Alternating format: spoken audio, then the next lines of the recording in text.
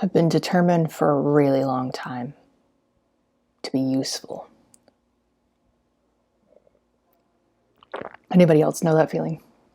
Like, I feel like I have to have a sense of purpose. Do you feel like that? I'd appreciate a comment below if you do. And for so long, I thought I knew what it was, and I thought I had the answers and the things. And yesterday I received a message, and it's not the first time I've received a message, but yesterday was the first time I got the message, and the messages often sound like, thank you for sharing your story. It has allowed me to be brave enough to do X, Y, and Z. The things that I have heard are things like, you have kept me from committing suicide. You have allowed me to face my abuser. You have allowed me to file reports to have my abuser removed from my household. You have allowed me to file divorce. I haven't allowed them to do anything. I have a hard time believing my story is that powerful. And it makes me a little weepy. Because for so long, I have lived with a feeling of, if I have had to go through the things I have, there has to be a purpose behind it. Sharing my story has to be able to heal others, like those that have shared their stories with me. I remember being at Powerful You and listening to both their stories, and I was like, but I'm both of you.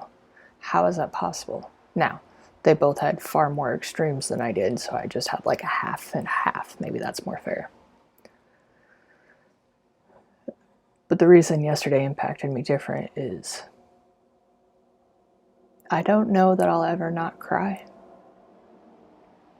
And it was that moment of realization that living within my purpose means that the level of impact I am asking to give means I'm asking to cry a whole lot, y'all. I didn't know that was what I was asking for. And after that little nugget of epiphany, I decided that I wanted to further this podcast, and we're going to start moving it in a bit of a different direction. And I always believe that the universe, God, Yahweh, whatever you want to call it, has a habit of coming in and being like, I'm going to one-up you. I'm going to remind you. So today I planned my day. I did all the things I normally do. Then I came into work, and I was sitting down to set up, and I peered over the edge of the coffee shop as somebody walked in. And I said, hey, is the owner here? I said, yeah, that's me. What can I do for you?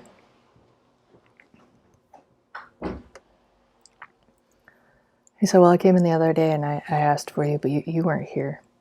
He was real nervous and he had a speech impediment. And so I paused him and I said, I hear you really frustrated with your stuttering, and I need you to know it doesn't bother me. Take your time. You got a story to tell. I'm here for it. And his face fell. And I didn't register what it meant until an hour later after chatting with him.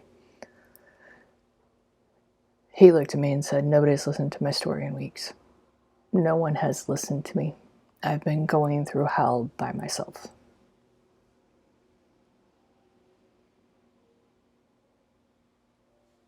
And I remember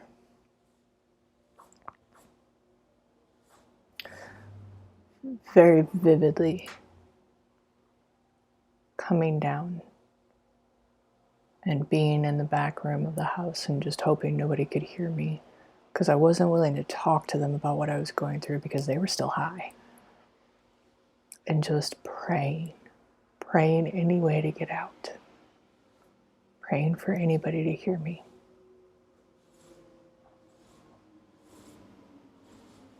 So hearing him today reminded me that oftentimes when somebody stops you to ask for money, maybe it's not the money they're after. Maybe it's the story. Maybe it's a little humanity that they're really craving. And this man today just kept apologizing. I'm sorry to bother you. I know you won't believe me. These are all things I've said before. And when I was talking to my wife, I said, his story is so far out there that one of two things, it's either very real or he's very crazy. And I sometimes realize that when I share my stories, I've had people look at me like I'm crazy. And one of the things I've told him today, I want you to take away from today. I said, I want you to remember that the next time you share a story and someone doesn't finish listening, that person did not deserve your story. Because not everyone deserves to hear what you have to say. And oftentimes, it is very difficult for people to hear your story when you are going through hell and being vulnerable, because it means that they have to have either A, been through hell, or B, they have to be vulnerable in that moment. It was very hard for me not to cry with him today as he was going through this emotion. And normally I don't name people in videos, but I'll give you his first name, not his last name. And his name's David. And David said, well, I grew up Irish Catholic, and I just want to give up, but I'm supposed to be the fighting Irish. And I laughed. And I said, well, I'm very Irish too, and I grew up very Catholic. So from one Catholic to another, I need you to absolve that guilt and let it go. Can you do that for me? And he cried again. And he showed me his 4-leaf clover, so I showed him mine. And he cried again. And finally I looked at him and I said, are you still practicing your faith? And he said, yeah, though I think he's left me. And I said, okay, well, I know that feeling. I know that feeling well. And what I'm going to remind you is not about whether or not there's a God. I'm going to remind you one of my favorite stories. David took down Goliath. You might feel like you're facing Goliath right now with all your stories and all the things you have going on. But you can win. You're going to have to find your own ways to do that. You're going to have to find what it takes for you to do that. And you can't do that while you're angry. This man has had so much shit happen. He is so angry that he can't see straight. He's so fixated on all the things that have happened to him. And while yes, it's okay to be angry with the things that have happened to you, at some point you have to resolve that anger. At some point you have to choose to move past it. So for example, one of the things that he brought up was that he's lost his left hand. He's lost the use of it. And I said, well, if you're a painter and you're a creator, it's very painful to lose access to an outlet, right? And he said, oh, you understand? And I said, yeah, I definitely understand that one. But if you are a creator, at some point in time, you didn't know how to paint. So you had to get outside the box to do that, right? And he said, yeah, why? I said, then it's just time to get outside the box again. Find a different way to get that same feeling. While you're going through hell, it's very easy to revert to things, but if those things aren't an option, you've already had to do it differently before, now you just have to do it differently again. So seeing David today, while processing where I want to go very personally, was a reminder of he didn't need my money, he needed my listening. He didn't even need my stories. My stories did not matter to him. Only insofar as my stories mattered because I was willing to listen. Because I was able to be empathetic to what it's like to lose everything and to not know what the next step could be. To feel like you're doing all the right things. And let me tell you, that man is doing a lot of the right things. And not feel like you're enough. And not feel like what you're doing is going to be enough. And not feel like that you're worthy to be around. And I struggle because I have someone in my family that I take care of, but not super well. And just as so hard as that, I keep a boundary. I don't see him often. And sure enough, 20 minutes after my David and my Goliath left, he messaged me. And he said, hey, it's your brother's birthday. Have you said happy birthday, and do we know where he is? I don't know where my brother is. He's told me I'm not allowed to call him that anymore.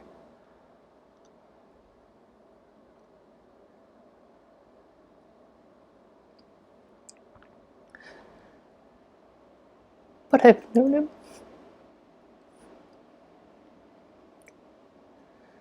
I've known him almost my whole life.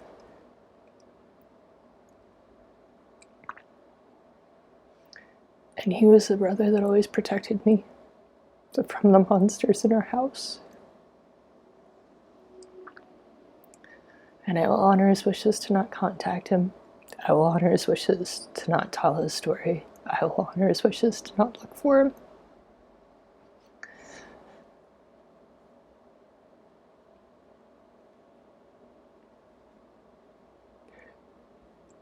But I cannot honor the wishes to not call him my brother. And the reason that it's ironic, and the reason that I bring it up and make this video today, because my brother's name is David. So I can't help my brother David. I helped another David today. And all I had to do was be me. I don't have it figured out. I'm far from where I've been, and I'm far from where I need to be. And I struggle a lot with the fact that I can't help those in my own family with their own demons.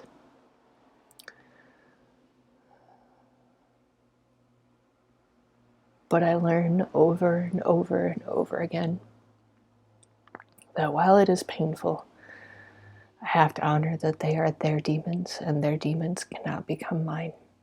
And while they are their demons, my boundaries are to keep me safe and to keep me sane.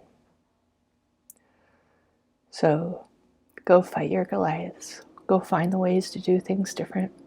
Honor your stories. Remember that not everybody deserves to hear your story. Just in case my brother ever sees this, happy birthday, bro.